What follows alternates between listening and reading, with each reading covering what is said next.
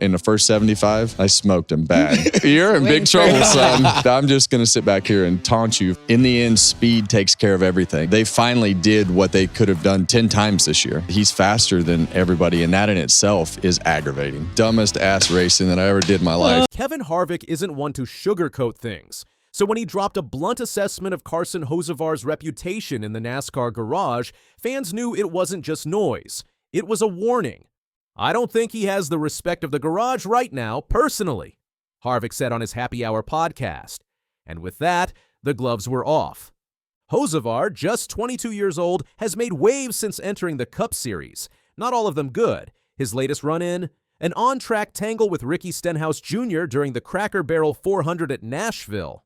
Hocevar got into the back of Stenhouse's number 47 Chevrolet, sending him for a spin through turns 3 and 4. The garage took notice. So did Harvick. The bigger issue? This isn't a one-time thing.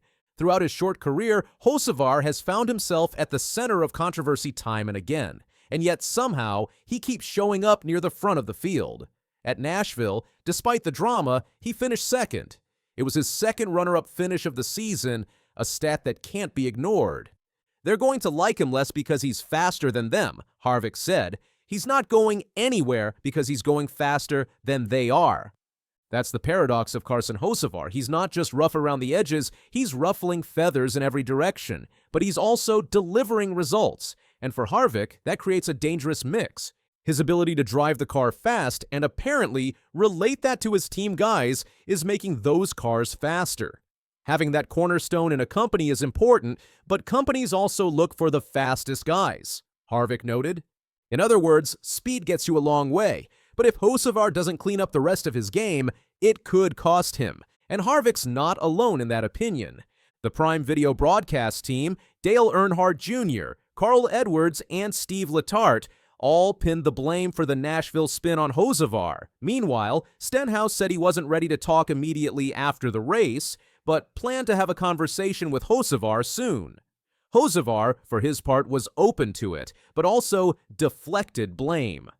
At the same time, I feel like maybe I could have got caught a break too with how big of a run I had. So, I think it goes both ways, or could go both ways, and that's what we'll talk about, he said. That kind of comment didn't exactly win him points with veterans. In fact, it raised more eyebrows. Harvick, speaking like a man who's seen this cycle before, said the issue isn't just what happens on the track. It's how Hocevar handles it off the track that could make or break his future. I think that the most important thing is to handle the political side of it off the racetrack to make sure he's doing that correctly. I think, handling the scenario with Stenhouse correctly is important, Harvick warned. That first line isn't just commentary, it's a veiled threat, because as any longtime NASCAR fan knows, the garage remembers. Drivers don't forget who ran them up the track, who ruined their day, or who brushed off accountability. And in a sport where respect is earned lap by lap, Hocevar's running out of goodwill. You just hope that it doesn't bite him at the wrong time, and you're in a position to win a race or whatever this scenario is, and it takes those results away. But ultimately, he's going to get the results because he's fast, Harvick admitted. What Harvick means is clear. One wrong move, one mistimed feud, and Hocevar could find himself on the receiving end of a little garage justice. It's happened before, and NASCAR's unwritten rules have a way of sorting things out. And here's the kicker. Hocevar doesn't seem fazed. He's able to keep making these mistakes and not let it mentally bother him, Harvick observed. He compared Hocevar's resilience to Ross Chastain's struggles with similar scrutiny. Not all people are like that way. I mean, Ross Chastain, we saw everything that happened with Hendrick, and it slowed him down for a while, in my opinion, on his bold moves and things that happened. Yep. It has not slowed down Hocevar up until this point. That mental toughness, it's a weapon. It allows Hocevar to stay fast, stay focused, and stay competitive, even while critics pile on. But it also means he might not see the warning signs until it's too late.